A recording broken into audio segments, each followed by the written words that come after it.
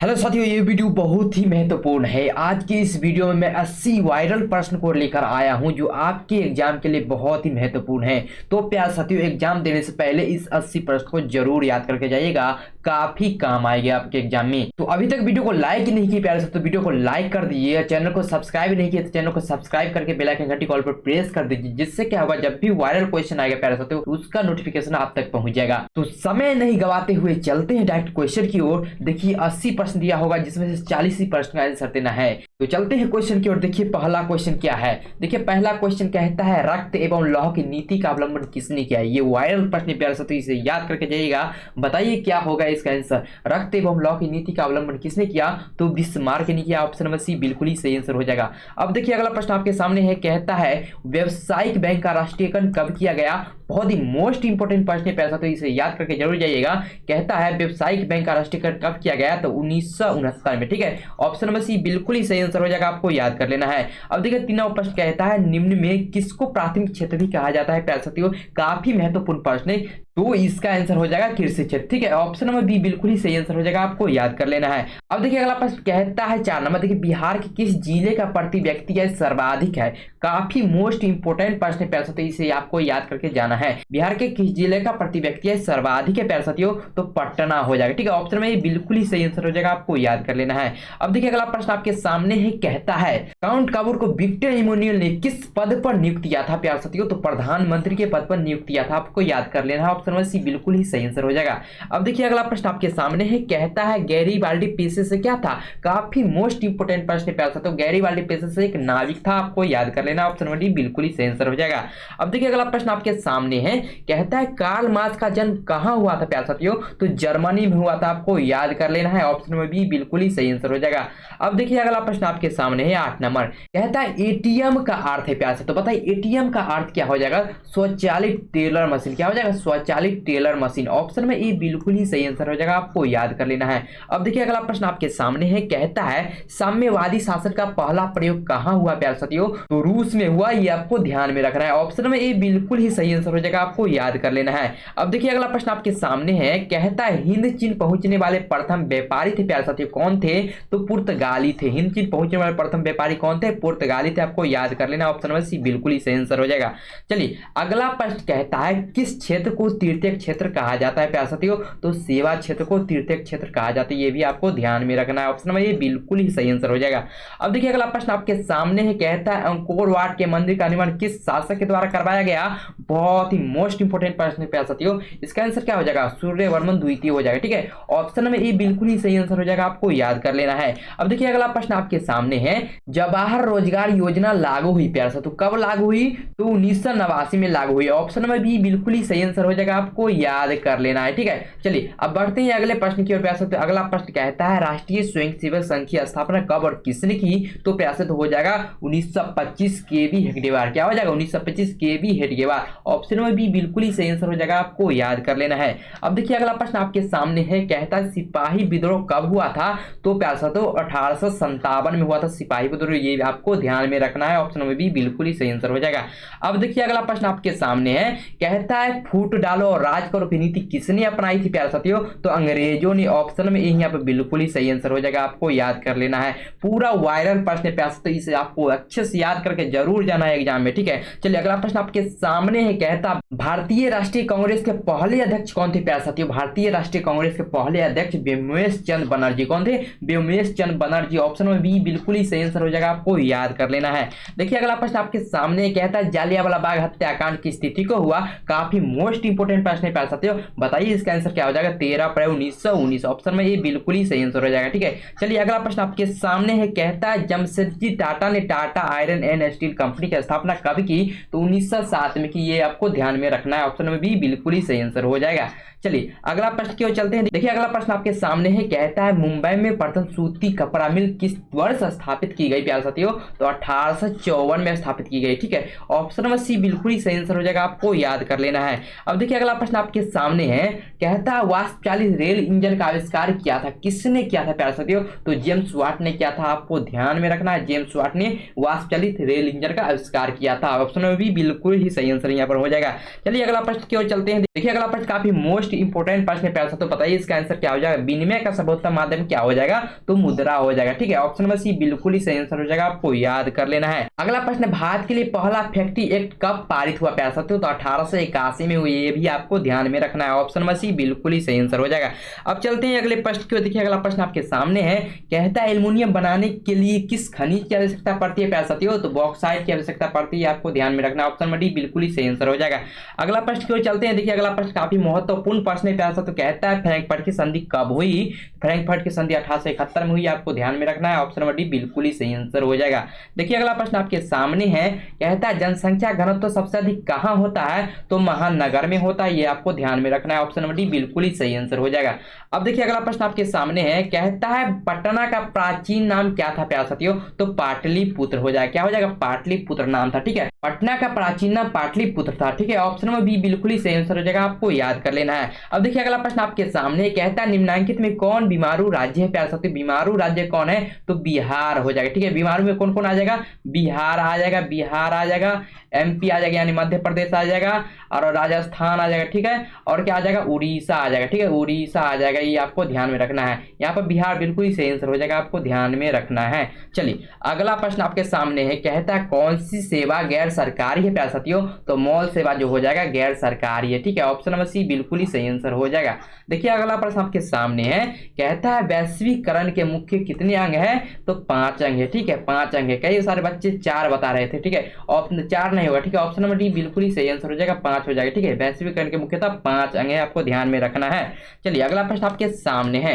देखिए अगला प्रश्न कहता है गार्डन सिटी की अवधारणा किसने विकसित की थी प्यारे साथियों, तो एबेनेजर हावर्ड। क्या, एबेनेजर हावर्ड ने। ठीक है, ऑप्शन नंबर ए बिल्कुल ही सही आंसर हो जाएगा, आपको ध्यान में रखना है। चलिए अगला प्रश्न आपके सामने है, कहता है नई आर्थिक नीति में किसे शामिल किया गया है, बहुत ही शानदार प्रश्न है प्यारे साथियों। कहता है नई आर्थिक नीति में किसे शामिल किया गया है, तो उदारीकरण, निजीकरण, वैश्वीकरण, तीनों को शामिल किया गया है। ऑप्शन नंबर डी बिल्कुल ही सही आंसर हो जाएगा।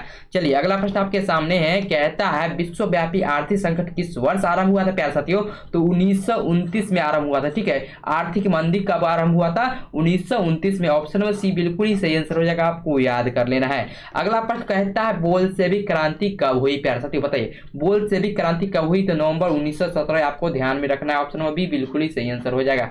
देखिए अगला प्रश्न आपके सामने है, 35 नंबर, कहता है अंतरराष्ट्रीय श्रमिक संगठन की स्थापना किस वर्ष हुई प्यारे साथियों, काफी महत्वपूर्ण प्रश्न है प्यारे साथियों, बताइए इसका आंसर क्या हो जाएगा, तो 1919 हो जाएगा। क्या हो जाएगा, 1919 हो जाएगा। ठीक है, अंतरराष्ट्रीय श्रमिक संगठन की स्थापना कब हुई, 1919 में हुई। ऑप्शन नंबर बी बिल्कुल ही सही आंसर हो जाएगा यहाँ पर। ठीक है, चलिए अगला प्रश्न आपके सामने है, कहता है भूमंडलीकरण की शुरुआत किस दशक में हुई प्यारे साथियों, तो 1990 के दशक में हुई, ये भी आपको ध्यान में रखना है। ऑप्शन नंबर ए यहाँ पर बिल्कुल ही सही आंसर हो जाएगा। चलिए अगले प्रश्न की ओर चलते हैं। देखिए अगला प्रश्न कहता है विश्व व्यापार संगठन की स्थापना किस वर्ष की गई प्यारे साथियों, तो 1995 में की गई। ठीक है, और इसका मुख्यालय कहाँ है प्यारे साथियों, जेनेवा में है। ठीक है, इसका मुख्यालय कहाँ है, जेनेवा में है, ये भी आपको ध्यान रखना है। ठीक है, ऑप्शन में यहाँ पे बिल्कुल ही सही आंसर हो जाएगा, आपको ध्यान में रखना है।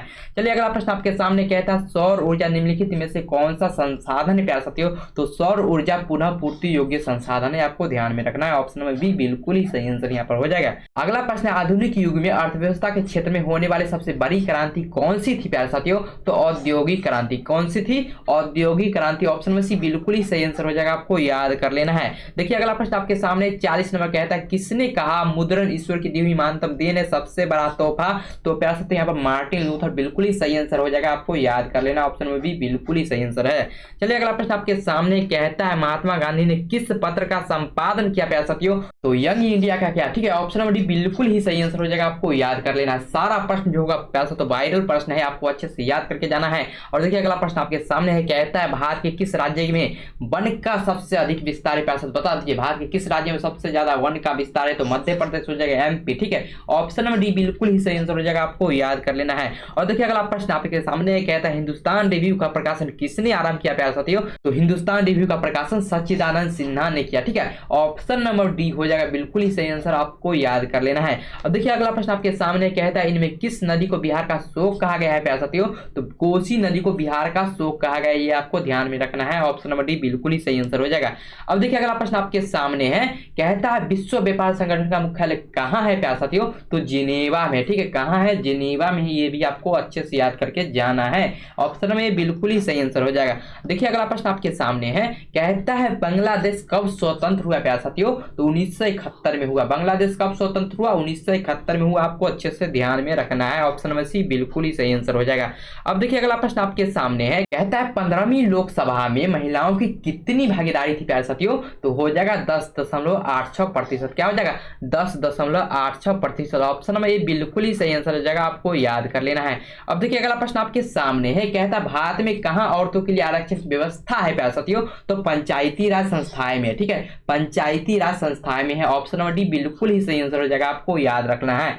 चलिए अगला प्रश्न आपके सामने है, कहता है सांप्रदायिक राजनीति आधारित होती है प्यारे साथियों? किस पर आधारित होती है? तो धर्म पर आधारित होती है। आपको ध्यान में रखना है। ऑप्शन नंबर ए बिल्कुल ही सही आंसर हो जाएगा। अगला प्रश्न आपके सामने कहता है 50 मिनट। देखिए संघ सरकार का उदाहरण है प्यारे साथियों, क्या हो जाएगा? संघ सरकार का कौन उदाहरण है? तो अमेरिका हो जाएगा। ऑप्शन में बिल्कुल ही सही आंसर हो जाएगा। आपको याद कर लेना है। अब देखिए अगला प्रश्न आपके सामने है, कहता है बिहार में पंचायती राज व्यवस्था का कार्यकाल है प्यारे साथियों? तो 5 वर्ष हो जाएगा। बिल्कुल सही आंसर। बिहार में पंचायती राज व्यवस्था का कार्यकाल कितना है? 5 वर्ष है। ऑप्शन में बी बिल्कुल ही सही आंसर हो जाएगा। आपको याद कर लेना है।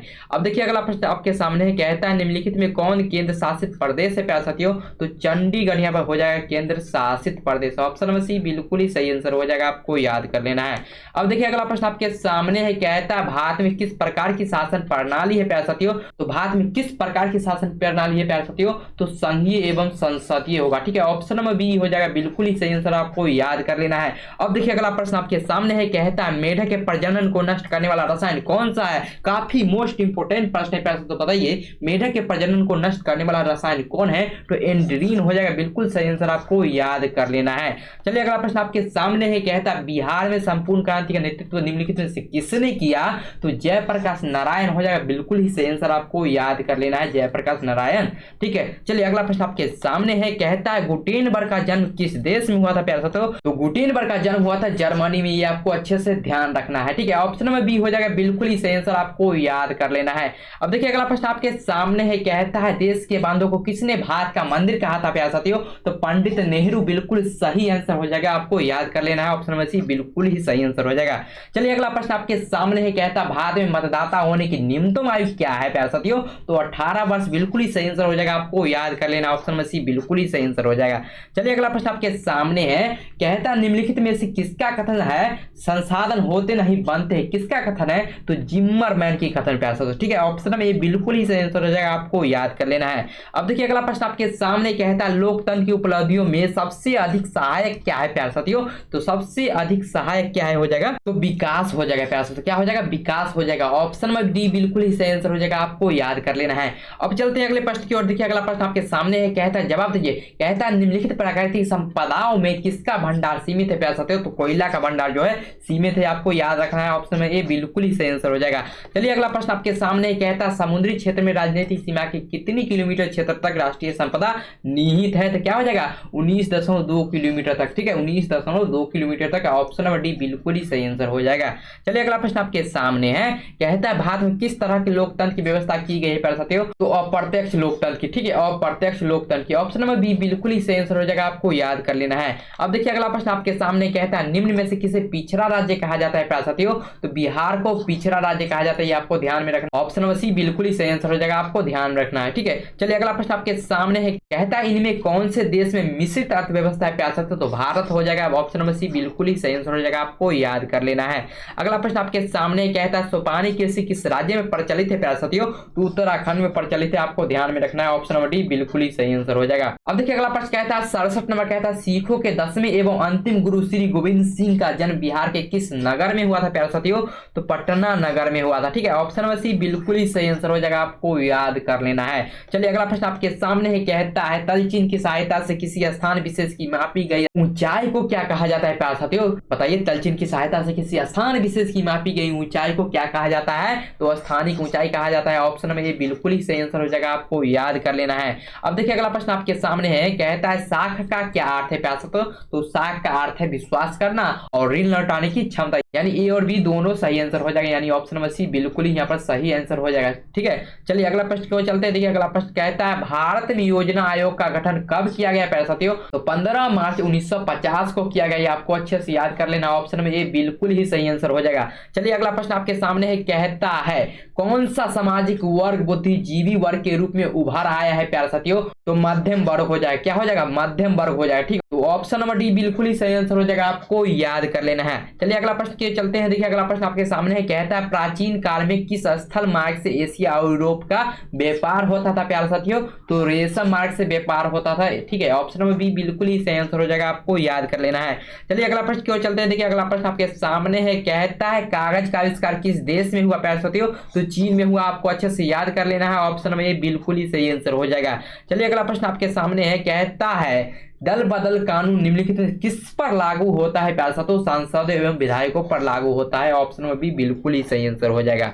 और अगला प्रश्न कहता है सर्वाधिक वर्षा होती है प्यारे साथियों मानसीराम में होती है, कहाँ? मेघालय में है प्यारे साथियों। ठीक है, मेघालय रहे या मानसीम रहे, ठीक है, देख करके लगाना है ऑप्शन। ठीक है, ऑप्शन नंबर डी बिल्कुल ही सही आंसर हो जाएगा, आपको याद कर लेना है। और देखिए अगला प्रश्न आपके सामने कहता है जनता दल यूनाइटेड पार्टी का गठन कब हुआ प्यारे साथियों? तो हो जाएगा 1999। क्या हो जाएगा? 1999 में हुआ। ऑप्शन नंबर बी बिल्कुल ही सही आंसर हो जाएगा, आपको याद कर लेना है। अब देखिए अगला प्रश्न आपके सामने कहता है इंग्लैंड में सभी स्त्री एवं पुरुषों को वयस्क मताधिकार कब प्राप्त हुआ?